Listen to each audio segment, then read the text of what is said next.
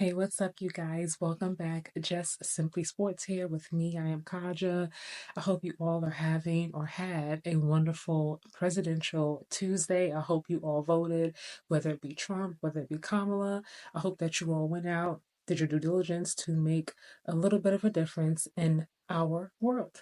Now, let's get into some NBA basketball because my Bucks are not looking they're not looking good, you guys. They are 1-6.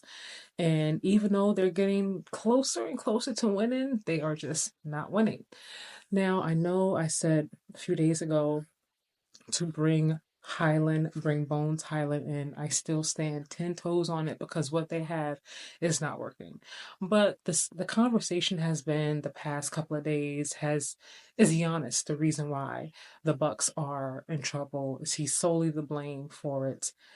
I don't think so, but first take, they always have very, very strong opinions. I have not watched this clip. I just saw the headline. I'm gonna watch it with you guys live in real time, and then I will give my thoughts. And then we're gonna talk.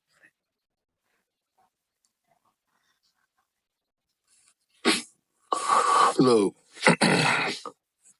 Giannis the one that made this bed. He the one that got to lay in it, okay? He's the one that got to lay in it. And look, Stephen A., it goes way before the firing of Adrian Griffin.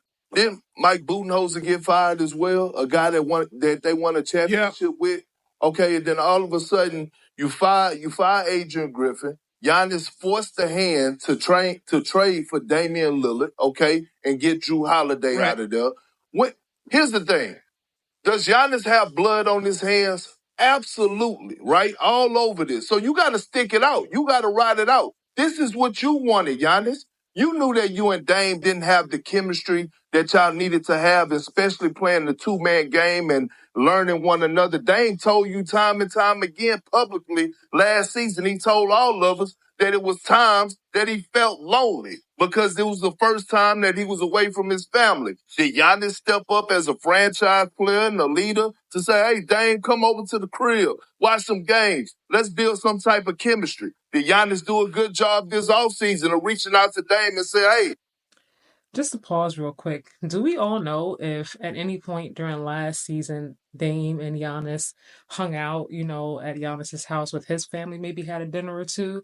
I mean, they don't have to come out and publicly announce it on social media for us to know that. They could have very well had, I don't know, 10 plus dinners together. It doesn't mean that he wasn't still going to be lonely. He was going through a divorce. I'm not sure what's happening with that. It was his first time being away from his kids, being away from his mom, his brother. Like what he was used to having in Portland was not there with him in Milwaukee. So even if he was having dinners with Giannis every night or Bobby Portis or the coaching staff, it was still going to be a sense of loneliness for him.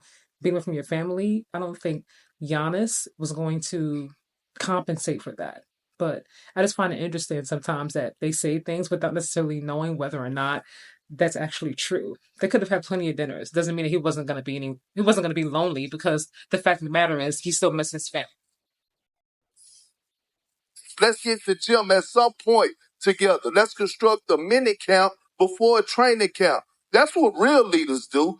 Not when you look at the organization, okay? The leaders who run an organization.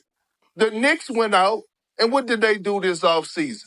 They didn't make popular moves. They made powerful moves. They went and got Mikal Bridges and Karl Anthony Towns so that they could try to look eye to eye with the Boston Celtics. The same thing that Philadelphia did when they went and got Paul George.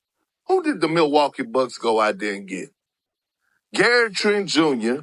and Torian Prince. So you're telling me that's going to move the needle?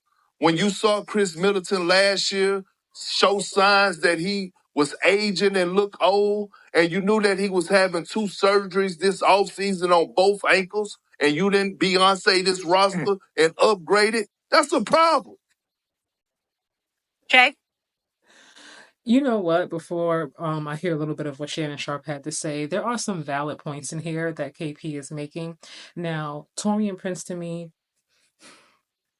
there is no reason why Bones Highland should not be on this roster. That young man is talented as all hell, and he is just sitting there wasting away with the Clippers doing nothing. I think he can give you a lot more than Torian Prince, and I think I feel like we have to stop putting the blame sometimes when teams don't work out on the superstar. Now, I don't know if if Giannis wanting Dame to come to Milwaukee meant that he said, "Hey, get rid of Drew," because Giannis is not a fool, you know. So why would you give up such a strong, valuable piece and then keep Chris Middleton and then bring Dame? Now, look, I don't know Giannis. I don't know what he said to the front office. Maybe he did go in there and say, "Hey, get Dame and get Drew up out of here." Drew up out of here. I think that Giannis wanted something done because he wants to win, and I think when Dame was seeking a trade, obviously he would have, why would you not want Dame to come there? Given his, offensive power, his consistency, how he, the Dame time knock down the threes, he'll be a fool to not want him. I'm not gonna say that he wanted Dame and he wanted Drew to be gone. I think Drew was just their most valuable piece, because who was going to take Chris Middleton? Real talk. I mean, that just was not going to happen. He's older. He's always injured. There's no one in their right mind who were going to take him. Like, he had no value. The most valuable piece was Drew. Me personally, I've said it. I'm going to stand 10 toes on it. I would never have let go of Drew Holiday. I said when I let go of Drew, to me, they let go of a key part of their defense. I feel like Drew left and the defensive presence went out the door right along with him. And I haven't seen defense from them since then. Like I said before, Bobby Portis, not Bobby Portis, excuse me, the Bees, I'm talking about the two Bees.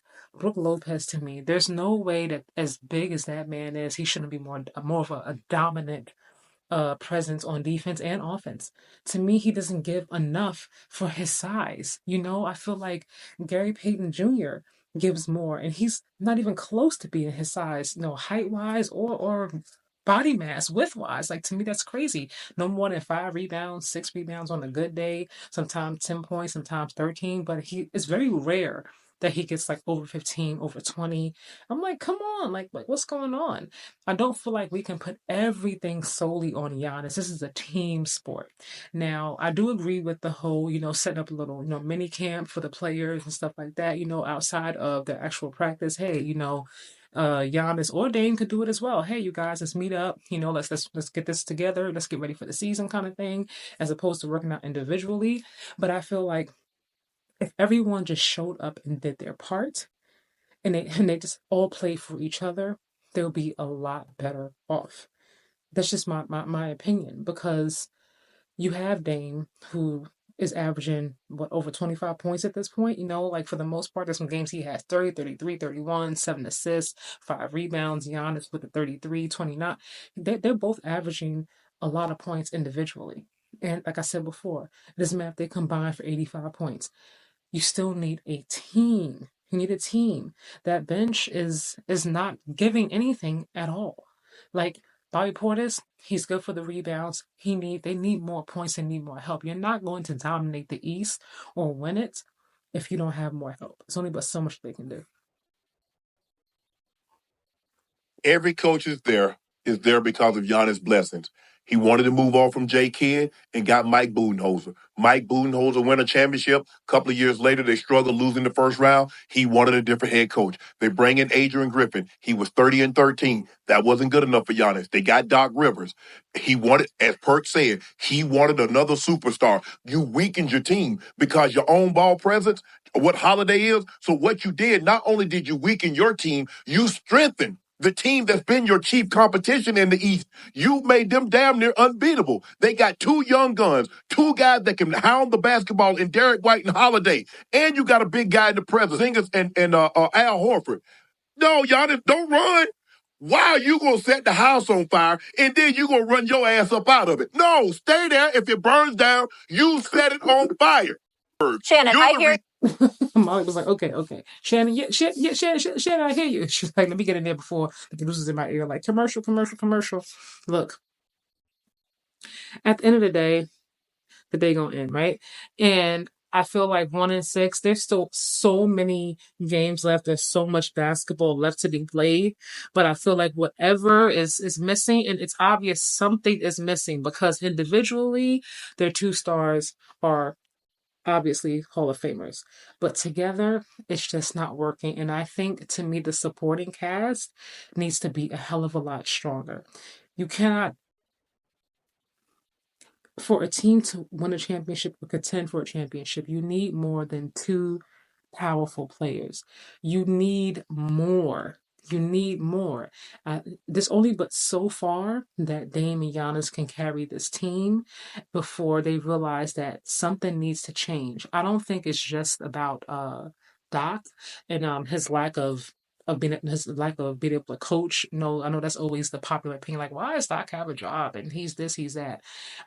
Doc also won, a championship. Be it was years ago, but he didn't just forget how to coach. You may not like his coaching style. Okay, fine. But to me, it lies within the team. Within the team, there needs to be some changes made. I'm not an advocate for anyone losing their job and being on the unemployment lines, so to speak. But like I said, and I'm going to keep saying it, maybe I need to tag Milwaukee Bucks or Doc Rivers, in this post or something. Bring Bones to Milwaukee.